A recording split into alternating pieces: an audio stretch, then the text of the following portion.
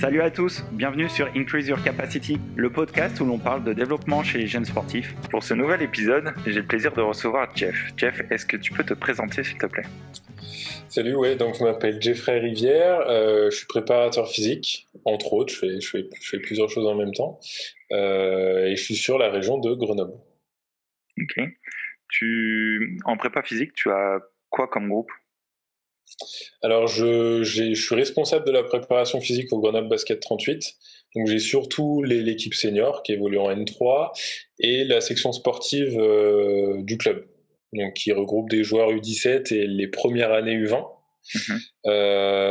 Voilà. Et après, sinon, je chapeaute un peu le projet prep physique du club, donc c'est-à-dire que je donne un petit peu des indications à ce qu'il faut plutôt faire sur les catégories U13, U15. J'aide un petit peu sur la catégorie U20 aussi. Là, par exemple, dans la période actuelle, on fait des séances en extérieur, donc il y a des seniors, des U20, des U17, des U15. Donc voilà. C'est ce que je fais sur le GB. Et après, sinon, je m'occupe aussi de la préparation physique de mon groupe d'entraînement sur l'athlé, sur le sprint. Voilà. Je suis responsable aussi de l'école d'athlétisme de mon club d'athlé. Donc en gros, c'est l'école d'athlétisme, pour se situer un petit peu, c'est c'est de U10 à U15, si on pouvait faire la transposition sur un club de sport co. Donc c'est vraiment la formation athlétique. Et à côté, je suis aussi formateur en BPJEPS APT et je donne des cours de physiologie et d'athlétisme aussi. Voilà. Ok. Tu viens de quel sport à la base ? Parce que là, je vois que tu fais du basket, tu as l'athlé. J'ai fait beaucoup de sport. J'ai fait beaucoup de sport. Alors, tout gamin, j'ai commencé par le tennis, que j'ai pratiqué beaucoup. Après, j'en ai eu un petit peu marre de faire un sport individuel. Et beaucoup de mes copains jouent au foot, donc je me suis mis au foot. J'ai fait bien 8 ans de foot. J'ai fait un petit peu de handball en parallèle parce que j'aimais bien ça.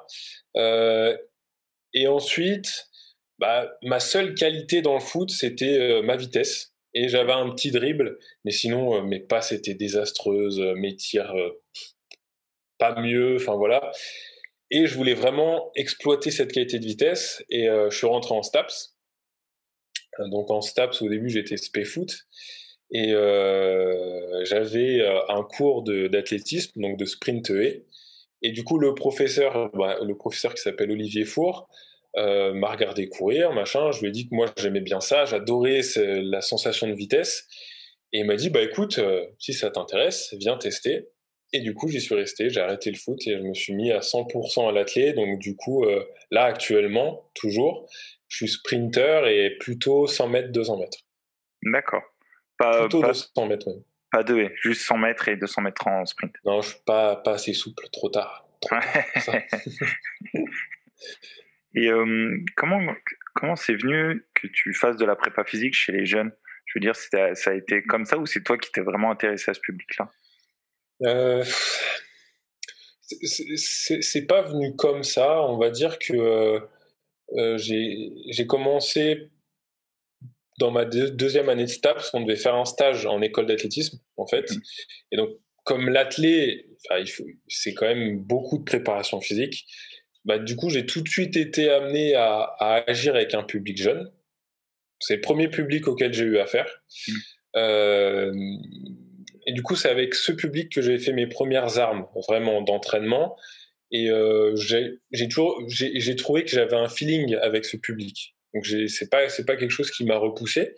Et du coup, quand derrière je suis arrivé en master et qu'il a fallu que je fasse mon stage au Grenoble Basket 38, on m'a confié l'équipe senior. Donc ça a été une des premières fois que j'avais une équipe de sport co-senior.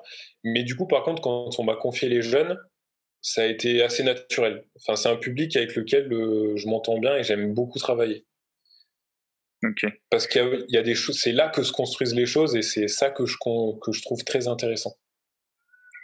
En athlète, tu as des plus petits et au basket, tu as des plus grands, c'est ça ? Oui, ouais, c'est ça. Ouais, c'est ça. On va dire que l'athlète, j'ai les 10-15 ans et le basket, j'ai tout ce qui est au-dessus. D'accord, ok. Et justement, par rapport aux âges, qu'est-ce que tu fais, par exemple, plus en athlète par rapport à leur âge ? Et qu'est-ce que tu fais plus On va parler du pic de croissance, mais justement, il y a le pic de croissance. Là, ils sont après au niveau basket. Qu'est-ce que tu fais plus du coup? Alors, sur l'école d'athlé, on fait beaucoup de techniques, que ce soit dans les lancers, dans les sauts, dans les courses. Parce qu'en fait, la mentalité de l'athlé, je resitue un peu le contexte, c'est de dire que tant qu'on a l'école d'athlé, donc de 8 à 15 ans, on fait de tout. On ne spécialise pas. Donc les gamins, ils vont faire du saut, des lancers, des courses. Mais du coup, comme il y a très peu d'entraînement, on n'a pas beaucoup le temps de faire autre chose que du spécifique athlé, on va dire. Okay. Donc en fait, on travaille beaucoup dans la technique. Voilà, c'est beaucoup de technique. Alors on saupoudre un petit peu de petites préparations physiques avec du gainage, des choses comme ça. Mais c'est très intégré athlé, si je peux dire. Okay. Intégré au sport. Voilà, c'est très intégré au sport. Voilà. Et en fait, ils ont tellement, du coup, on leur amène tellement une motricité qui est diverse qu'au final, moi, je trouve que c'est à cet âge-là, c'est ce qui est le plus important. Enfin, moi, je trouve, et c'est d'ailleurs ça qui est bien par rapport à la Fédé d'athlé, parce que c'est le message fort qu'ils envoient, c'est de dire, jusqu'à 15 ans, on n'enferme pas les jeunes dans une spécialité, dans une motricité. Et d'ailleurs, de toute façon, c'est ce qui ressort des études qui ont été faites récemment. Hein. Les gamins qui arrivent plus tard au plus haut niveau, c'est ceux qui ont, jusqu'à 15 ans, eu une motricité très variée. Et c'est ce à quoi on pousse, en tout cas, à l'école d'athlètes. Il y a plein de parents qui viennent des fois nous dire « Non, mais moi, je veux que mon fils il soit sprinter, et il va faire que du sprint, etc. » Bah, nous, on leur explique que nous, en tout cas, on ne fait pas ça ici. Donc voilà. Et par contre, l'avantage donc derrière avec le basket, donc tu me demandais, c'est que déjà on a plus de moyens au basket, c'est qu'on a avec les jeunes on a accès à une salle de musculation, donc au niveau matériel on a des possibilités qu'on n'a pas forcément sur l'école d'athlé. Et là, donc par rapport au pic de croissance, j'essaye un peu d'individualiser par rapport au moment du pic de croissance. Donc j'ai un petit tableur Excel, alors je pourrais plus te retrouver le nom de celui qui a inventé l'algorithme, je te le redonnerai si tu veux, il faudrait que je me remette dans mes fichiers. C'est un petit tableur Excel où en fait tu rentres la date de naissance de ton joueur, tu mesures sa taille debout, la taille de son buste, tu donnes son poids, et en gros ça te calcule, c'est une estimation évidemment, où il en est par rapport à son pic de croissance. Est-ce qu'il est dedans, est-ce qu'il est après, ou est-ce qu'il est avant? Et du coup, en fonction de ça, j'essaye un petit peu de me dire, bon, lui, il a fini son pic de croissance, par exemple. Donc lui, allez, ça y est, on peut envoyer, on peut y aller un peu fort sur la muscu, machin, etc. Que ceux qui sont peut-être un petit peu avant, je n'évite pas les charges, parce que c'est pas le but. Si la charge, il arrive à la déplacer sans danger, avec une bonne technique, pas de souci. Bon. Hein. De toute façon, moi je dis toujours aux gens qui me disent « Ah, mais tu te rends compte, il a 15 ans, tu lui mets une barre de 40 kilos sur le dos, attention !» Mais ton joueur de basket, quand il va au rebond et qu'il atterrit, sur ces deux jambes, il a pratiquement 1,5 à 2 fois le poids de son corps. Donc au final, il a une charge plus importante que la charge que je viens de lui mettre sur le dos. Donc tout est question de technique, on va dire. Tout est question de sécurité. Donc, voilà, moi, je les expose aux charges, mais avec plus une vision technique. Voilà. Le gamin qui est pas encore à son pic de croissance, le but, c'est pas qu'il devienne le plus fort possible. Le but, c'est que, dans une belle technique, il trouve son aise, qu'on charge progressivement, etc. Il y a beaucoup de travail de mobilité articulaire. Surtout sur les basketteurs qui ont des postures, mon Dieu, désastreuses. Donc beaucoup de travail de mobilité articulaire. En plus, nous, on a la chance au GB, c'est qu'on récupère beaucoup de U15 qui étaient à TSF. Okay. Donc, qui ont déjà eu les prep physiques de là-bas, qui ont déjà du coup d'ailleurs fait du super boulot avec eux. Et donc en fait, moi, je viens juste m'insérer dans ce qui a déjà été fait et c'est super. Je pars très rarement de zéro. Donc beaucoup de travail de mobilité articulaire, du travail chargé en sécurité avec élastique, charge libre, voilà. D'accord. Et donc tu vois vraiment une différence entre, par exemple, les basketteurs que tu as qui ont eu une préparation, on va dire, physique intégrée avant, avec ceux de l'athlète, par exemple? Il y a vraiment une grosse différence? Ouais, carrément. Et ça se retrouve surtout quand je fais des mesures sur 30 mètres au départ, par exemple sur de la vitesse, sur du sprint, où alors sauf des athlètes qui ont des qualités naturelles très fortes, mais les basketteurs ont des capacités d'accélération, de développement de force au départ qui sont beaucoup plus importantes que les athlètes qui ont 15-16 ans. Ok. Les athlètes qui ont 15-16 ans, par contre, ils ont peut-être une capacité à utiliser leur élasticité d'une manière un peu plus optimale, d'accord ? Parce que de toute manière, c'est ce qu'on va développer sur la course redressée, sur des plus longues distances, ce à quoi en fait le basketteur est rarement sujet, parce qu'il sprint sur des très petites distances, voilà. Mais par contre, ouais, c'est vraiment ce que je remarque, le basketteur, déjà à 15-16 ans, il a une capacité à exprimer beaucoup de force au départ, par rapport aux athlètes qui sont du même âge. Voilà. Et du coup, je voulais que tu viennes un peu sur l'entraînement de la vitesse chez les jeunes. Ouais. Vu que tu as les jeunes et que tu fais de la vitesse, je voudrais savoir comment tu abordes les choses avec eux. Alors, du coup, moi, je me fixe un modèle dans lequel j'essaye de réfléchir. C'est un modèle qui a été inspiré de mes études en STAPS, où nous, en SPé athlé, on a analysé toutes les disciplines par rapport à un modèle qui s'appelle PERU. Alors, c'est un modèle qui est endémique à STAPS Grenoble, il n'existe que à STAPS Grenoble. Okay. Dans les autres STAPS, il me semble qu'ils voient le modèle tension-renvoi de Piron. Voilà. Okay. Mais à Grenoble, ils ont développé un autre modèle, et donc PERU, c'est un acronyme, donc P pour produire, E pour entretenir, R pour restituer, et U pour utiliser. Et en gros, c'est tout autour de la vitesse. Donc, comment je fais pour produire ma vitesse, comment je fais pour l'entretenir, comment je fais pour la restituer et comment je fais pour l'utiliser. Voilà. Okay. Donc en fait, moi à chaque fois, je prends tous ces acronymes-là et je me dis, bon, comment lui il fait pour produire sa vitesse. Et là, je m'intéresse aux facteurs techniques, neuromusculaires, énergétiques et mentaux. Mais mentaux, c'est pas celui que je maîtrise le mieux. D'accord.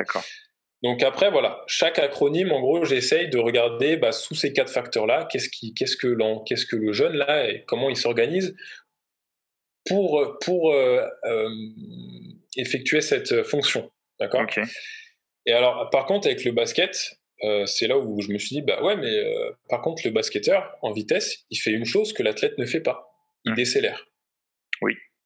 Sur les changements de direction. Et donc, je me suis inventé mon propre modèle que j'appelle le modèle perdu, où le D veut dire diminuer sa vitesse. Voilà. Okay. Donc, qu'est-ce qu'il fait pour freiner, pour diminuer sa vitesse, voilà. Dans les sports causes, il y en a beaucoup comme ça. On a eu le rugby, le foot US, le foot, il faut désaccélérer des fois pour réenchaîner de direction.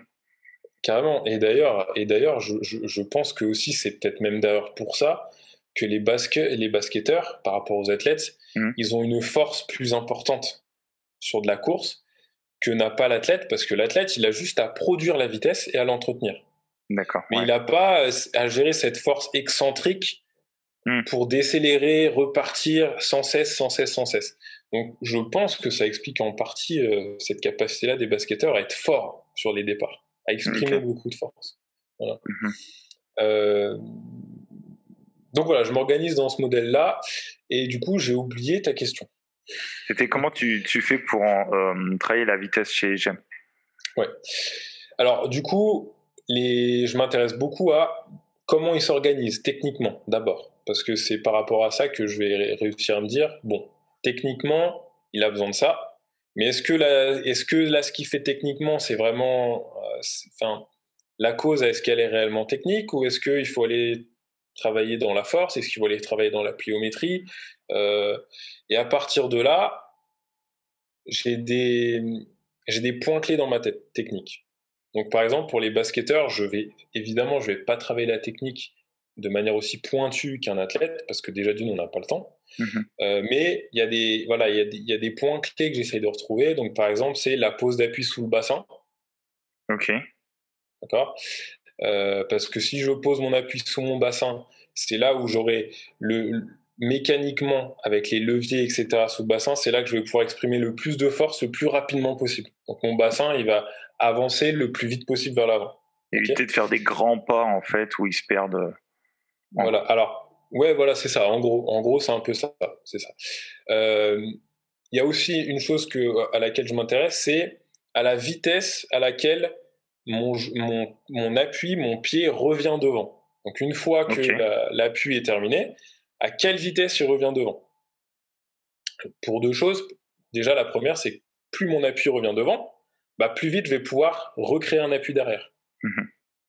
D'accord? La deuxième chose, c'est que plus mon appui met de temps à venir devant, plus j'ai potentiellement de chances d'avoir un cycle de jambes, ce qu'on appelle arrière, donc c'est-à-dire un pied qui vient un peu fermer derrière la fesse là. Et ça, c'est pas que c'est pas efficace, c'est que ça peut engendrer derrière des conséquences techniques qui vont rendre le mouvement non efficace. Plus on a un cycle arrière, plus on passe dans ce qu'on appelle une antéversion du bassin, d'accord? Et du coup, on brise certains alignements du corps, donc on exprime moins de force, d'accord, ou on transmet moins de force en tout cas du sol vers son corps. Et aussi et surtout une chose, c'est que le cycle avant, il empêche d'avoir donc ça c'est le sol. Le cycle avant, il empêche d'avoir un pied qui revient bien au-dessus du sol. Okay. Et en fait, ce chemin-là, c'est ce que j'appelle le chemin de transmission. Plus ce chemin il est grand, plus j'ai d'élan, plus j'ai de temps pour créer de la vitesse vers le sol et derrière exprimer de la force. Donc c'est ça qui est important. Donc ça, c'est vraiment les deux points clés que, en tout cas au basketteur, j'essaye d'apprendre. Et d'ailleurs, ce qui est même difficile avec les basketteurs, c'est que je sais pas si toi tu as été confronté à ça, mais il y en a qui sont éduqués à sprinter en déroulant le pied. Ah, ok. Alors bon, si je avec l'attaque talon.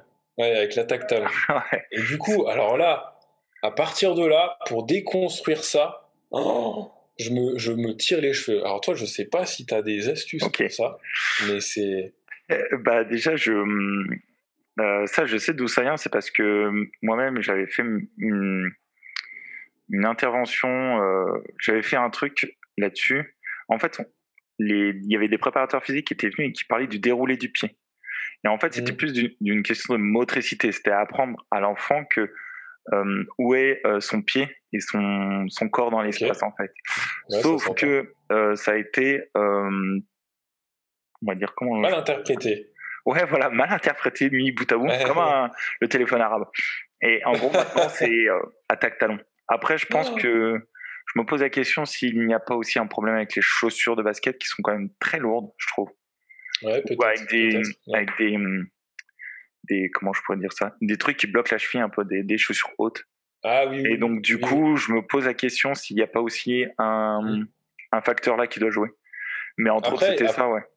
Après, je me dis aussi qu'il y a l'intérêt de, forcément, quand un joueur il doit décélérer, bon, de toute façon, c'est plus efficace de décélérer en déroulant par le talon qu'en essayant de rester sur la plante du pied. On est d'accord. Mais pour créer vraiment de la vitesse, moi, en fait, je leur dis toujours qu'il faut qu'ils voient leur pied comme un élastique, ok, que leur mollet c'est un autre élastique et que leur cuisse c'est un autre élastique, sans rentrer dans les détails anatomiques parce qu'ils s'en foutent un petit peu. Et moi, je leur explique que du coup, en déroulant le talon, ils se privent d'un élastique et que du coup, ils avancent moins vite, quoi.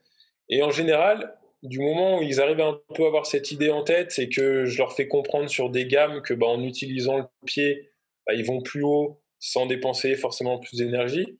Ça rentre un petit peu, mais c'est très compliqué. C'est très compliqué parce qu'il y en a, c'est très ancré. Après, ce que je fais des fois, c'est que j'utilise l'échelle de rythme. Et en fait, je fais exprès de leur faire accélérer. Donc, je peux aller même des fois à 6 pas entre les deux échelles, juste pour les embêter.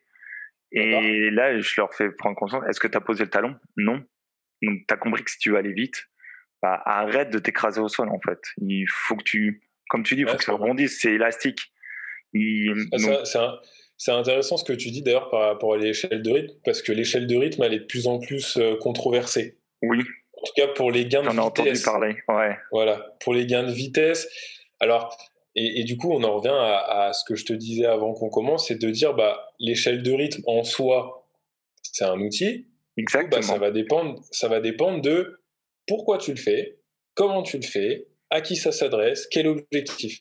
Donc, oui, alors là, ils ont démontré que pour développer la vitesse de course, il n'y a pas réellement d'intérêt. C'est clair, je suis d'accord. Voilà, mais il y a d'autres intérêts. Il y a les intérêts que tu disais, il y a tout ce travail de pied, de coordination qu'on peut faire. Voilà. Donc, exactement. Mais j'avais vu un truc aussi là-dessus, il disait que pour développer par exemple la coordination, c'est pas super efficace. Alors je suis d'accord pour la coordination spécifique à un sport, parce que c'est vrai que dans un sport tu vas pas courir comme ça ou utiliser comme ça. Mais pour au contraire bloquer une coordination, comme là je disais le déroulé du pied, leur apprendre juste ça, je trouve ça intéressant et je l'utiliserai avec des pieds par exemple, ça va très bien. Ouais, carrément. En fait, pas très compliqué. Au final, c'est ça, c'est qu'au final, tu as construit une sensation, les gamins ils vont avoir en tête, et après, le travail, évidemment, ça va être qu'ils arrivent à retransférer cette sensation sur le jeu spécifique, et après, à partir de là, tu as gagné, puisque ton objectif, il est rempli. Donc, ouais.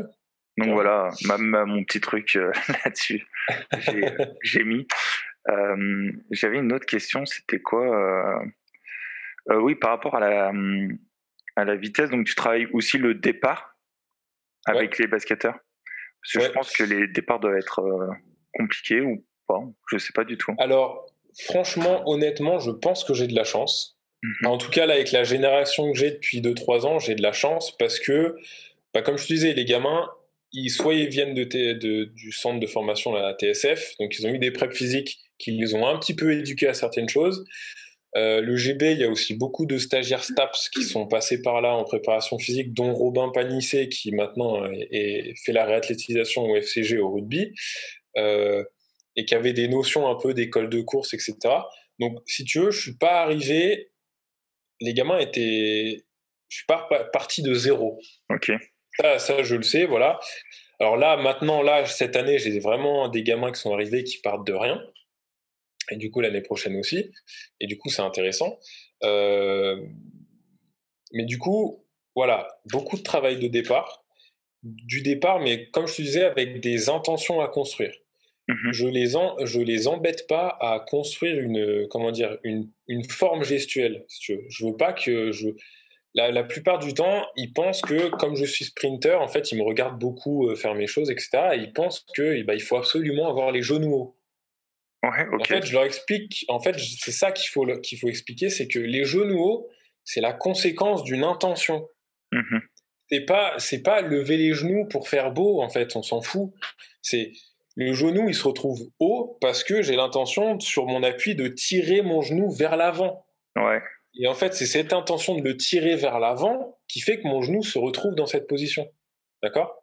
Mais si j'ai juste l'intention que ça respecte une forme et qu'en fait, je cherche juste à monter mon genou, mais en fait, la plupart du temps, ça crée quelque chose qu'on ne cherche pas, c'est-à-dire que la force du genou, au lieu d'aller vers l'avant, elle va vers le haut. Du coup, au final, on se retrouve à pas produire de force vers l'avant, donc on va moins vite. Donc, moi, j'essaye de travailler avec eux, voilà, sur des intentions, de plutôt leur dire tire ton genou vers l'avant, traque le sol vers l'arrière, reviens vite au sol. Il y a quelque chose en ce moment sur lesquels je travaille avec eux. Je travaille sur quelque chose qui s'appelle le switch. Alors le switch, c'est un entraîneur de sprint britannique qui fait ça, qui s'appelle Jonas Dodoo. Donc pour l'info, qui a coaché, qui entraîne les meilleurs sprinteurs britanniques, qui est à l'origine du record d'Europe du 4 x 100 mètres, qui, si je me trompe pas, date de 2016. Et en fait, lui, le switch, il explique que en fait, il y a un réflexe nerveux qui fait que plus ton extension de hanche d'un côté est importante et forte, plus la flexion de hanche de l'autre côté sera rapide et forte aussi. Donc, il travaille là-dessus en mode, quand ton appui à gauche se pose, il faut que ton genou à droite soit en position haute déjà. Ok.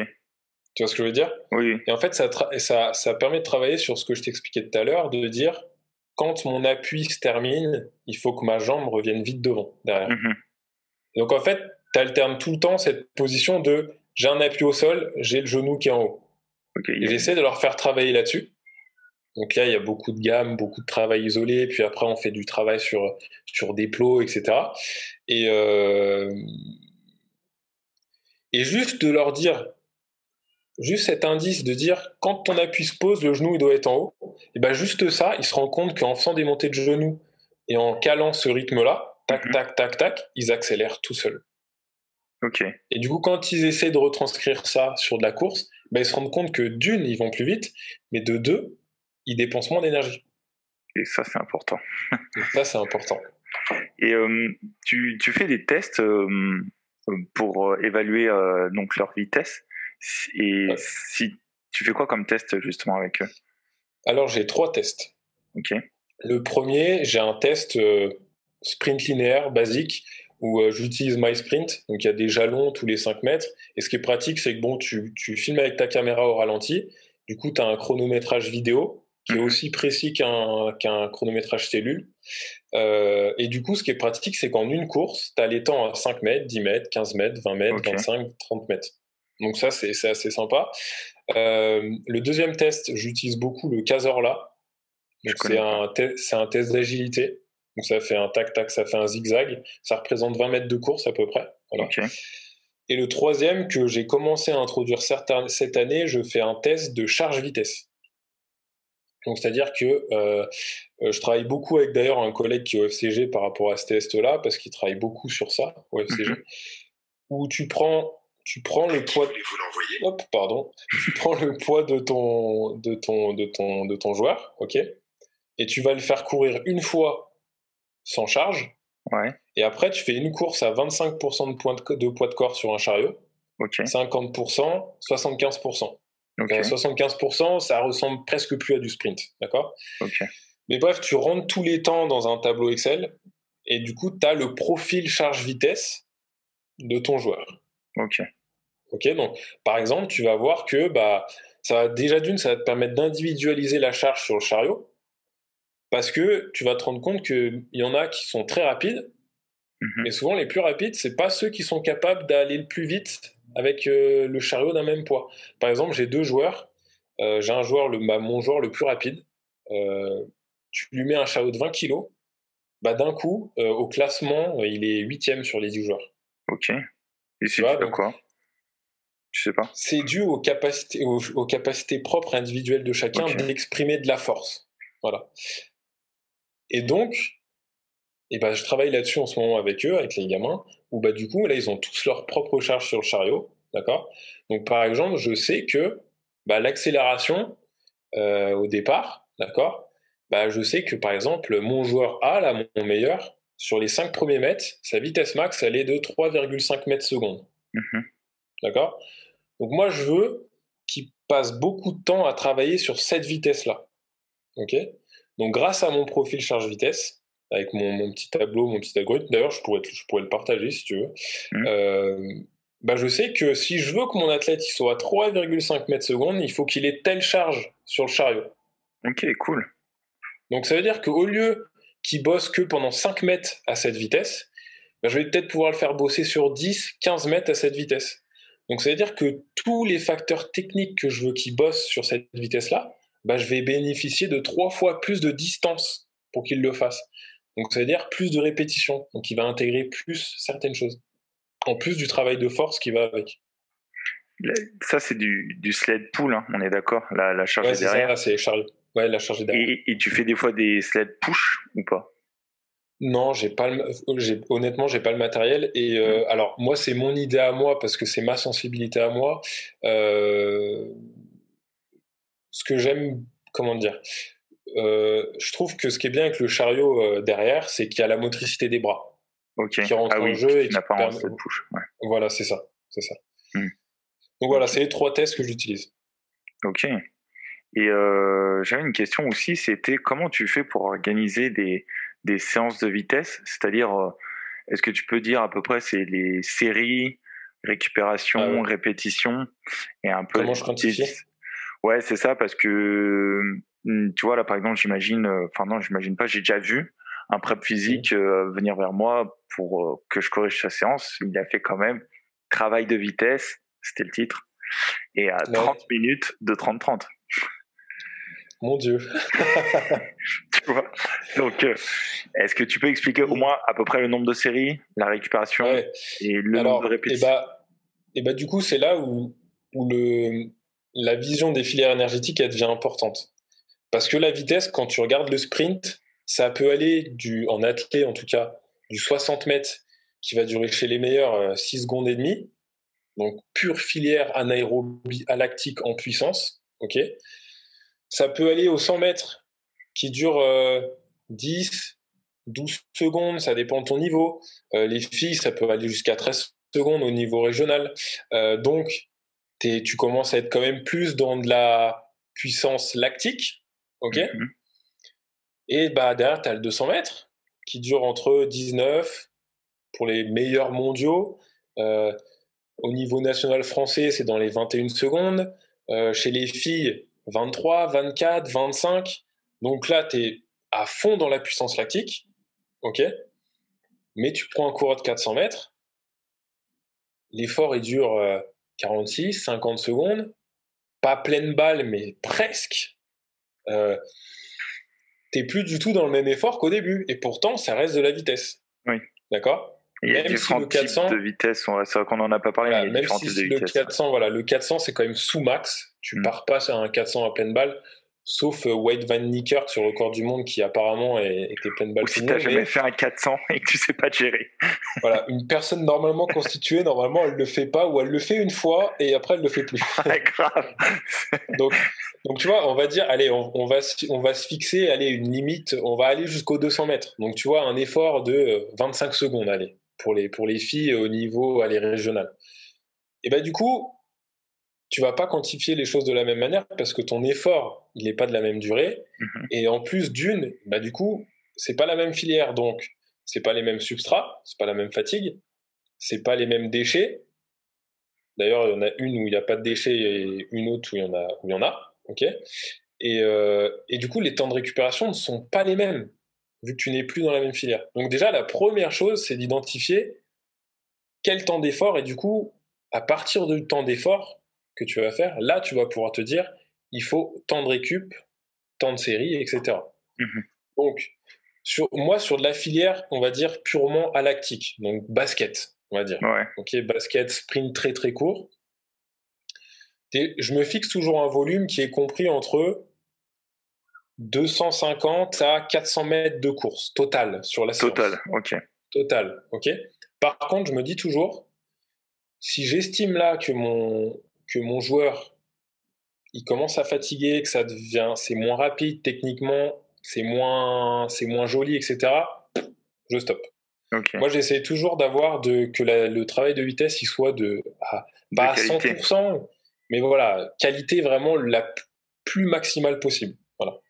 Alors, sauf si mon objectif c'est de travailler la capacité de répétition de sprint, mais ça c'est pas l'objectif de. Là, on parle vraiment du développement de la vitesse. Oui. Voilà.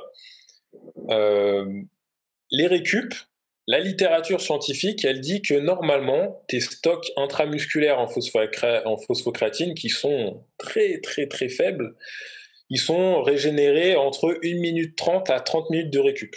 À 3 minutes de récup, excusez-moi. Oui. 3 minutes de récup. Parce que là, sinon, on n'a pas fini. Donc, là, j'ai envie de te dire, voilà, ça va dépendre de ce que tu vois sur le terrain. Moi, les joueurs, maintenant, je m'obstine plus à leur dire c'est 1 minute 30 pile. Je leur dis, là, voilà, j'enclenche le chrono, vous avez entre 1 minute 30 et 2 minutes, par exemple, pour récupérer. Quand vous le sentez, hop, vous y retournez. Et comme ça, en plus, je leur apprends un peu à se connaître. Et comme ça, ils savent que quand, nerveusement, ils se sentent trop prêts à partir, bing, on y retourne. Voilà. Donc, voilà, c'est les petits facteurs que je me fixe. Par contre, après, quand on rentre dans du travail de vitesse plus long, donc allez, on va aller dans la puissance lactique, d'une, tes efforts sont plus longs, tu es dans la filière lactique, donc tu vas commencer à créer des petits déchets qui vont venir un petit peu perturber tes contractions musculaires. Je pense qu'on a tous connu cette sensation. Donc là, les récupérations sont plus longues et le volume total, il peut être... Alors comment expliquer pour pas dire n'importe quoi. On va dire que tu vas courir des distances sur une course qui sont plus longues, mais ton volume total de séance, il va être en général pas forcément plus élevé qu'une séance de puissance à lactique, on va dire.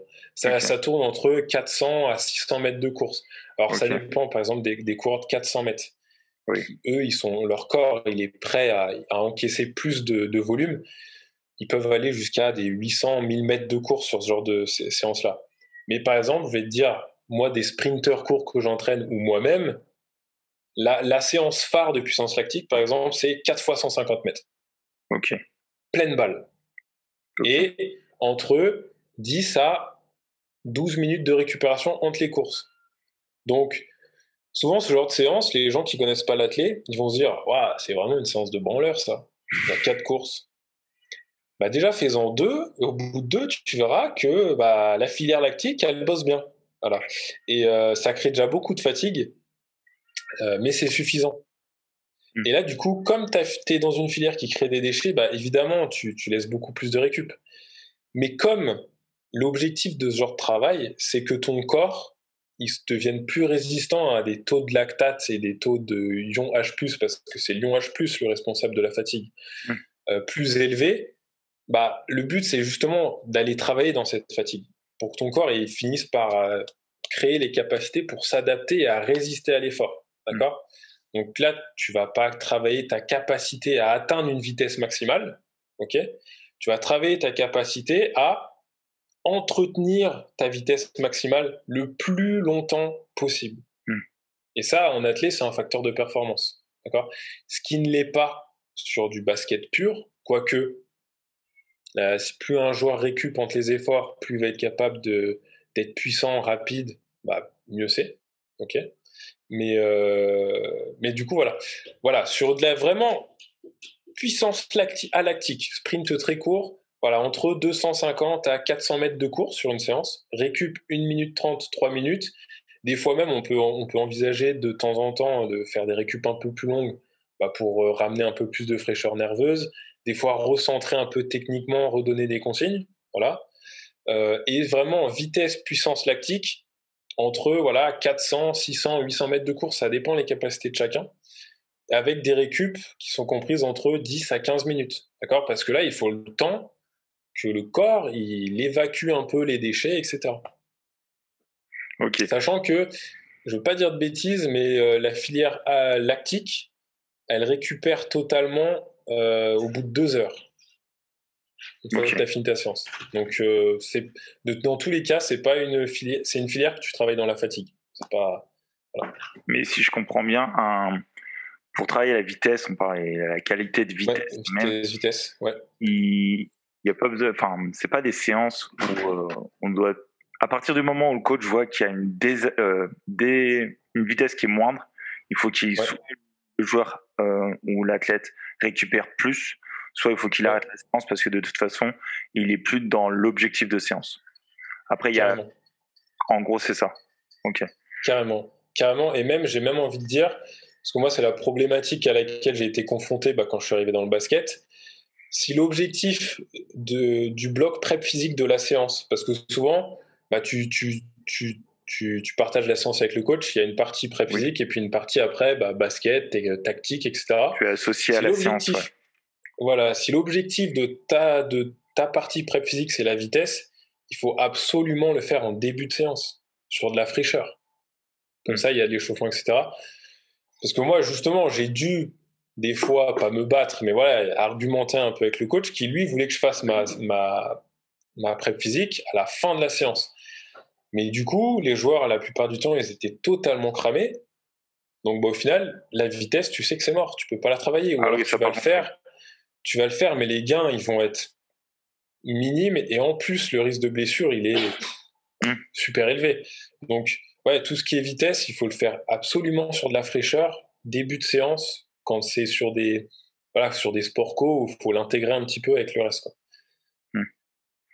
Et pour travailler l'endurance, non, pardon, la question que je voulais te poser avant, c'était est-ce que tu travailles aussi la vitesse, mais avec des charges, je veux dire en musculation ou en haltéro? Est-ce que tu travailles la vitesse là-dessus aussi ou pas?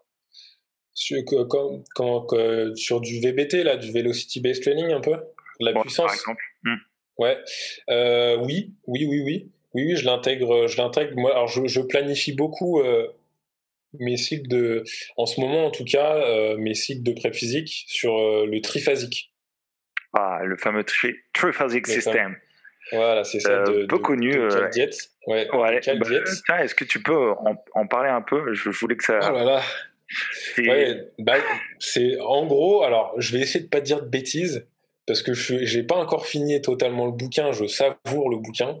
En gros, c'est partir du principe que, bon, on a tous compris qu'il fallait un petit peu planifier les cycles d'entraînement, que chaque cycle d'entraînement devait se surimposer les uns aux autres pour atteindre l'effet voulu à un moment donné, d'accord? Mhm.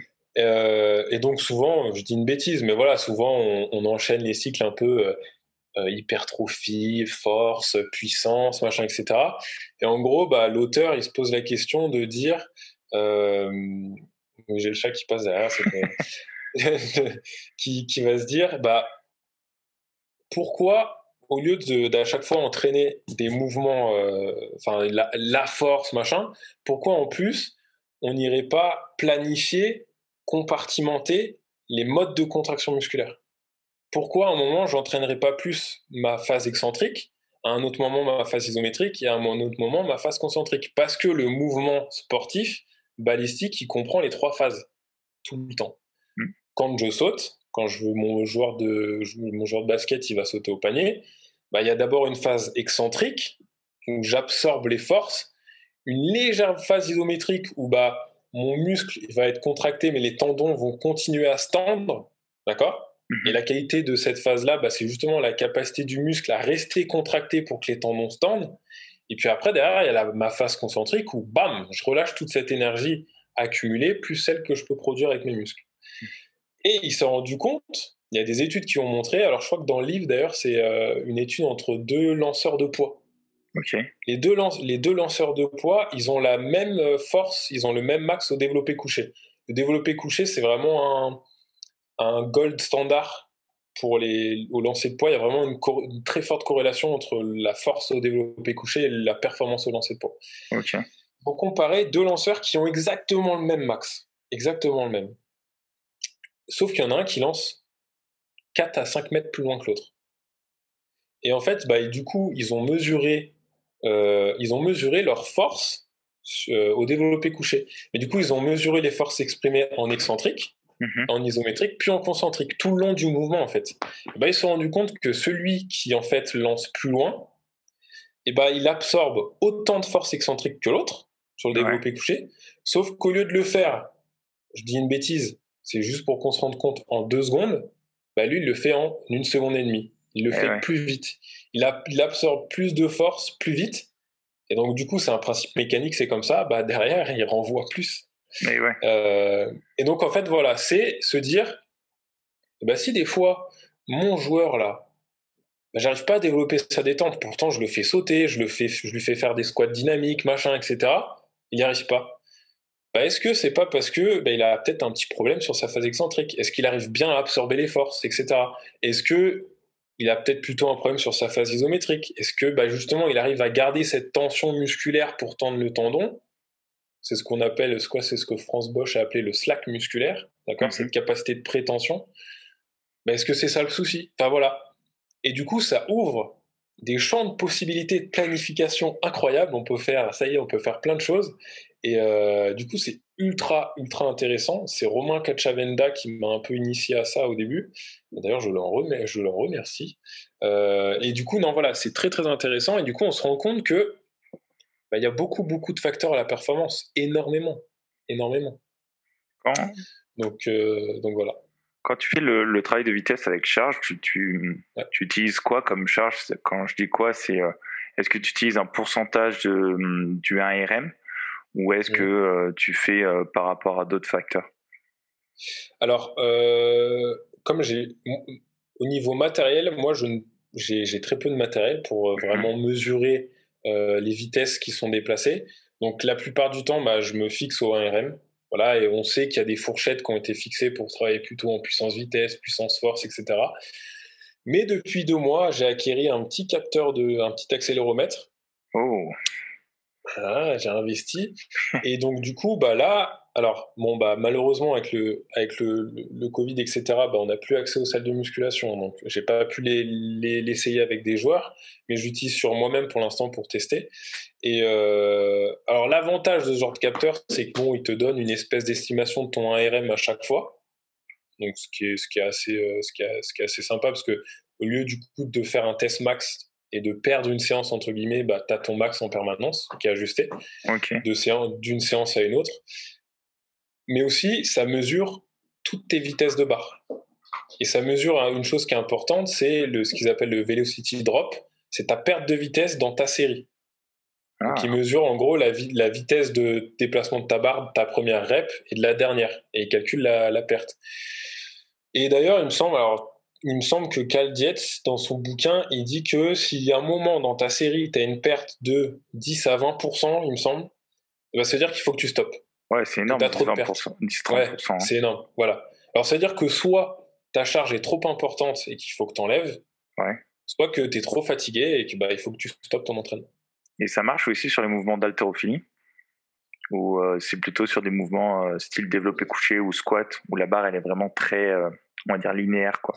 Ouais, alors, moi, je l'ai essayé sur des mouvements d'haltéro, et le problème, c'est que des fois, un épaulé, par exemple, t'as ton tirage, tu l'épaules, tu descends sous ta barre, et tu remontes. Et en fait, des fois, au lieu de te compter un mouvement, il te compte les deux. Il te compte le tirage plus le front squat, en fait.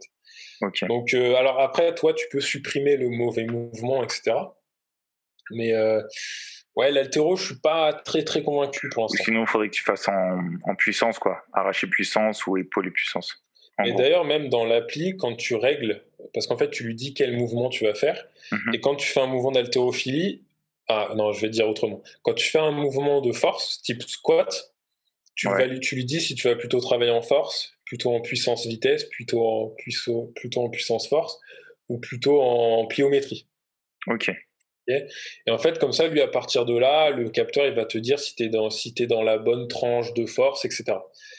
Et d'ailleurs, quand tu lui proposes un mouvement d'haltéro, il te propose pas ce choix-là. Tu es forcément en puissance-force. D'accord, ok. Parce qu'ils ont, alors je sais pas, je pense que les créateurs de l'appli et du capteur, ils ont estimé que c'est tellement des mouvements où il faut aller vite et fort que tu es forcément dans de la puissance-force, tu n'es jamais réellement dans de la vraie force. Voilà. Ok. Dans de la force maximale plutôt. Est-ce que tu travailles aussi la vitesse gestuelle avec les basketteurs, que ce soit membre sup et membre inf? Ouais, ça m'arrive. Surtout pour des facteurs nerveux. Des facteurs nerveux, ou si tu veux, par exemple, la vitesse en athlée, techniquement, on la modélise par vitesse égale fréquence fois amplitude. Donc la fréquence de tes appuis fois l'amplitude de tes foulées. Et du coup, le truc, c'est qu'il y a un truc qui est connu aussi, c'est que normalement, la période la plus propice pour développer la fréquence gestuelle, il me semble que c'est entre 10 et 13 ans. Ça ne veut pas dire qu'après, on ne peut plus le faire, mais ça veut dire que ça progresse moins vite. Et alors, malheureusement, moi, sur la préparation physique basket, je ne travaille pas sur ces tranches d'âge-là. Mais oui, ça m'a sur les cycles un peu d'affûtage, les cycles de picking, là, où il faut aller très très vite avec très peu de charge. J'aime bien mettre des exercices avec des élastiques, où il faut faire le plus de tirage possible en 5 secondes. Où là, je donne pas un nombre de répètes, je donne vraiment un temps d'effort pour que ça colle à une filière que je recherche. Oui, des sauts enchaînés, des trucs comme ça. Oui, ça m'arrive, ouais. Mais c'est vraiment, je le mesure pas vraiment, je le quantifie pas vraiment. Là, c'est plus dans des intentions pour que les jeunes ils aient l'impression un petit peu de se défouler et de tout donner. C'est plus pour ces objectifs-là. Ok. Est-ce qu'il y a un sujet que tu veux aborder et que j'ai oublié de te poser en question ou pas? Alors moi j'avais un sujet pour toi parce que je sais que tu viens du CrossFit et ça c'est un sujet qui m'intéresse. Alors tu sais, on parle souvent de l'interférence hypertrophie, de l'interférence force-endurance. Voilà. Yes. Et moi, il y a un truc qui me fascine parce que depuis que le CrossFit s'est popularisé et que j'ai commencé à regarder les CrossFit Games sur Netflix, sujet, ça. je me disais quand même, c'est incroyable ce sport parce que Nous, je sais qu'à la fac, on nous a bassiné avec il faut jamais coupler une séance de force avec de l'endurance. Les deux ne vont pas ensemble, machin. Même dans un cycle d'entraînement, ça va pas ensemble. Et je me dis, attends, là, je suis en train de voir des nanas et des mecs qui sont en train de faire de l'haltéro avec des charges monstrueuses et qui en plus en font 15 000. Ouais, c'est vrai. Moi, c'est ça. Donc du coup, moi, je voulais avoir ton avis là-dessus et ta vision, justement, de cette soi-disant interférence. Ouais, alors, moi, c'est un gros sujet qui est en plus en plein développement.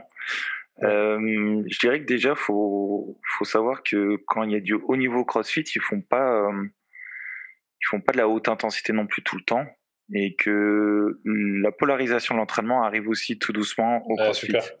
Ok. Voilà, donc ça arrive, et donc c'est pour ça que, faut pas croire les vidéos. C'est quand ils montrent des vidéos ou par exemple les games, c'est un instant T, mais en fait il y a beaucoup d'heures d'entraînement spécifiques avant. Donc déjà il y a ça. Il faut vraiment que les gens oublient qu'ils font pas des hauts toute la journée. Faut ça. C'est spécifique. Il y a pas mal de travail de renfort, de spécifique, des séances pures haltéro, des séances pures gymnastiques. Et voilà. Donc ça c'est la première chose. Ensuite ils font des cycles aussi. Donc là j'avais fait le CrossFit Competitor, et il y en avait un, il devait prendre en force pour les games. Donc lui il avait fait pour commencer la saison, en fait il avait fait déjà un cycle de plus de 3 mois de force, et en fait plus il se rapprochait des games, plus moins il mettait de force, et plus il passait dans le cardio, parce que lors des open et des régionales, c'est des WOD qui sont assez cardio, donc là il transférait. Donc il cycle, en fait, il cycle pas mal. C'est linéaire aussi, c'est pas mal linéaire. Donc il y a ça. Après, oui, donc il y a des interférences. Il faut savoir aussi que les mouvements techniques sont pas pareils. C'est-à-dire que quand il y a, je sais pas moi, 20 reps de snatch, t'as pas la même technique que si tu faisais un RM. Ça, c'est un truc d'ailleurs que les haltérophiles n'ont pas aimé, c'est qu'on faisait ça faisait des snatchs, par exemple, qui n'étaient pas techniquement corrects. Mais sauf qu'en fait, le crossfitter a adapté le mouvement par rapport à son besoin. Et c'est pareil pour la gymnastique. Donc il y a aussi ça qui change. Faut pas croire que c'est des comment dire, c'est du 1RM quoi. Donc ils sont pas c'est pas le même mouvement, donc du coup c'est pas la même dépense énergétique aussi. D'accord, ok. Est-ce que ça répond à tes questions? Ouais, carrément. Et d'ailleurs, du coup, j'en ai une autre. Est-ce que tu penses que, parce que je vois que de temps en temps sur les games, il y a des épreuves de vitesse. Oui. Alors du coup, comment toi, dans l'idée, tu te dis, parce que la question, par exemple, en athlète se pose avec ceux qui font du combiné, du décathlon. Oui. Donc en fait, le décathlon, c'est surtout à majorité des épreuves explosives, d'accord, de force ou de vitesse, et tu as une épreuve d'endurance à la fin. Et du coup, la plupart du temps, ils sont pas bons, les combinards, sur ce type d'épreuve-là, parce que la plupart du temps, en fait, ils préfèrent s'occuper du reste, quoi. Parce que le problème, c'est que si je veux être très, très, très, très, très explosif, il faut que j'ai majoritairement des fibres rapides. Et si je fais des efforts à fibres lentes, qui vont développer des fibres lentes, je vais devenir moins fort dans la majorité des épreuves. Mais du coup, est-ce que, par exemple, dans la même idée, mais inversement, tu te dis, comment je fais pour développer la vitesse de je sais pas comment, les crossfitters, je sais pas comment vous appelez. Ouais, les crossfitters. Après, je trouve que dans le crossfit, on développe pas beaucoup la vitesse pure. J'ai pas l'image de ça. On travaille l'endurance de force, l'endurance de vitesse, allez, on va dire, et endurance de puissance. Beaucoup de l'endurance de puissance ou de la résistance musculaire. Mais le travail de vitesse, il me semble pas que c'est quelque chose qui est très travaillé. Je crois pas trop. Donc c'est un petit peu. En tout cas, pas à mon niveau. Pas que je sache. D'accord. Peut-être à ceux qui vont aux games, ils ont un travail de vitesse. Mais là, je suis pas au courant. Ok, d'accord. Ils travaillent beaucoup en fait en endurance ou en résistance, et beaucoup avec de la pré-fatigue. C'est savoir être bon quand on n'est pas bien. Dans la fatigue. Ouais, dans la fatigue. D'accord. Ils travaillent plutôt là-dessus. D'accord, ok. Ils vont faire exprès de se pré-fatiguer et voir comment ils réagissent quand ils sont fatigués. Ok, d'accord. Okay. Et apprendre à se gérer à ce moment-là. D'accord. Voilà, ça répond à ta question. Ouais, carrément. Ouais, carrément. Si non, mais c'est bien. C'est bien d'avoir cette vision-là parce que même, tu vois, par rapport à ce que tu disais, bah, dans l'image qu'on a, mais que moi j'ai, bah ouais, les mecs qui font du CrossFit, ils font des répètes, des répètes, des répètes, des répètes, des répètes, des répètes. Et c'est vrai qu'on voit pas ce qu'il y a derrière. Ouais, c'est les images quoi qu'ils ont. Mais quand on regarde un peu, quand on étudie un peu les plans des coachs, c'est quand même pas mal de spécifiques gym, renfo, haltéro. Ils ont des cours vraiment spéciaux là-dessus. Ils font des WOD, hein. Mais quand même, je pense entre 60 et 80%, ça reste de la technique. Ok. Je pense, de ce qu'ils font. Ok, bon, c'est cool. Voilà. Est-ce que tu as d'autres questions ou d'autres choses que tu voulais aborder? Non, du tout. Du coup, je recommande le bouquin Triphasic Training de Cal Dietz. Ouais. Et je recommande un autre bouquin que je suis en train de lire qui s'appelle Speed Strength de G. Smith, qui voit un petit peu toute la biomécanique et la préparation physique autour de la vitesse, autour du sprint, et vraiment vision technique américaine. Américaine britannique, parce qu'en fait il faut savoir qu'il y a vraiment deux visions techniques dans le sprint actuellement. Il y a la vision américaine britannique et il y a la vision française. Voilà, comme d'hab, nous on a décidé de faire les choses autrement, et je trouve que la vision américaine et britannique est très très très intéressante, et moi en tout cas je commence à entraîner que comme ça. Ok. Voilà, la vision française, en gros, pour faire en gros, c'est toujours respecter les alignements. Voilà, quand je pose mon appui, il faut que ma cheville, mon genou, mon bassin et mes épaules soient parfaitement alignés. Quand je finis mon appui, il faut que j'ai une triple extension parfaite. Voilà. Et la vision américaine, elle n'est pas à l'extrême opposé, mais elle dit oui, mais pas que. Et elle explique pourquoi, elle explique les intérêts biomécaniques, etc. Et c'est vachement intéressant. Ok. Est-ce que tu as une chaîne Instagram ou YouTube que tu conseilles de suivre? Romain Cacciavenda. Ouais, Romain Cacciavenda à fond, à 100%. Pas parce qu'il vient de l'athlé, mais parce que c'est vraiment un gars qui, quand j'ai vraiment commencé à m'intéresser à la préparation physique, qui m'a ouvert les yeux sur plein de choses. Et qui du coup m'a montré que il n'y avait pas que ce que j'apprenais à la fac qui était important, il y a surtout ce qu'il y avait en dehors de la fac qui était important. Donc lui, ABC Motricity, une autre page, donc c'est Quentin Moreyes, je sais plus comment se prononce son nom, qui l'a créé. Et en fait, lui, il s'intéresse beaucoup à tout ce qui est réflexe archaïque, posturologie. C'est quelque chose que je commence un petit peu à creuser. C'est très très intéressant. Au début, quand on regarde, on se dit non mais c'est de la magie noire, c'est quoi leur truc, enfin. Et en fait, bon, du coup, ils m'ont conseillé un bouquin par rapport à ça. Et en fait, du moment où tu t'intéresses à la science qu'il y a derrière, tu te dis waouh, c'est vraiment pas con. Du coup, ABC Motricity. Qui est-ce que je pourrais donner d'autres? Je vais donner un collègue, Portfolio Exercice. Donc un collègue qui était à la fac avec moi et qui travaille j'ai oublié le nom, je vais dire une bêtise.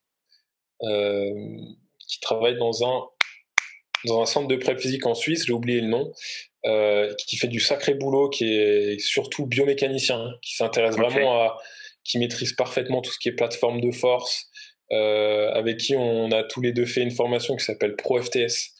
Enfin, voilà, il est super intéressant. Il a vraiment une vision très intéressante de la prep physique. Il cherche surtout, souvent, tout le temps à comprendre ce qu'il y a derrière les mouvements, derrière la performance.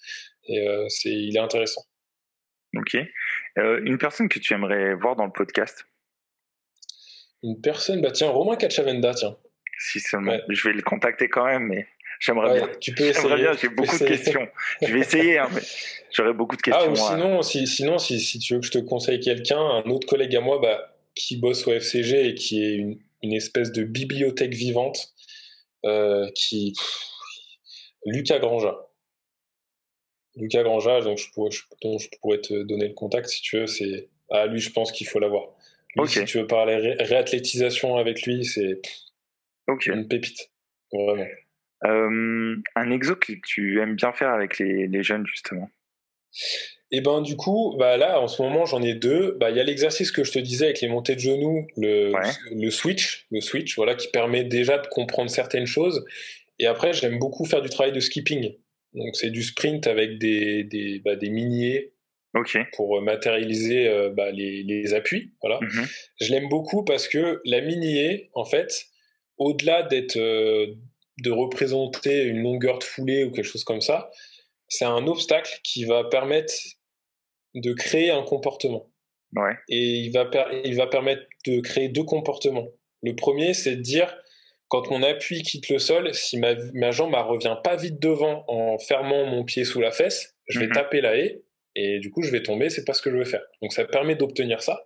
Et le deuxième, ça permet d'obtenir le genou qui revient un peu haut, justement pour que le pied il esquive la haie, et donc d'avoir un peu... Alors, par contre, le souci de ça, c'est un peu il y a toujours des bénéfices à un exercice et des inconvénients.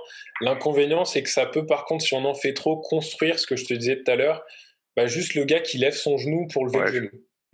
Voilà, c'est tout. Donc, il faut bien toujours mettre dans la tête l'intention de mon genou. Je veux pas qu'il aille vers le haut, je veux qu'il aille vers l'avant. Voilà. D'où aussi expliquer pourquoi on fait l'exercice, pour éviter que, par exemple, ce qu'on disait tout à l'heure, que les gamins attaquent talons. C'est ça, exactement. C'est leur apprendre où est les repères du pied, quoi. C'est ça. On va dire que moi, je leur dis toujours que ceux qui sont à très très haut niveau, leur technique gestuelle, si elle ressemble à ça, c'est qu'il y a un intérêt derrière. Il faut pas le faire pour le faire. Il faut chercher qu'est-ce qui m'amène à avoir cette motricité-là. Voilà. C'est ça qui est important. D'accord. Écoute, je te remercie beaucoup pour le temps que tu as partagé. De rien, merci pour l'invitation. Je vais dire d'autres. Ceux qui veulent mettre des commentaires, n'hésitez pas à commenter, et je mettrai des liens pour qu'ils puissent te contacter s'ils ont besoin de plus de renseignements sur la vitesse, entre autres. Voilà. Donc je te remercie beaucoup. Super, merci à toi. Et en tout cas, c'était mon premier podcast. C'était intéressant, rien que sur ma propre manière de réfléchir et d'essayer de donner quelque chose. Donc merci à toi. C'est la fin de cette interview. Merci à tous de l'avoir suivi. Je vous donne rendez-vous prochainement pour de nouveaux épisodes. À bientôt.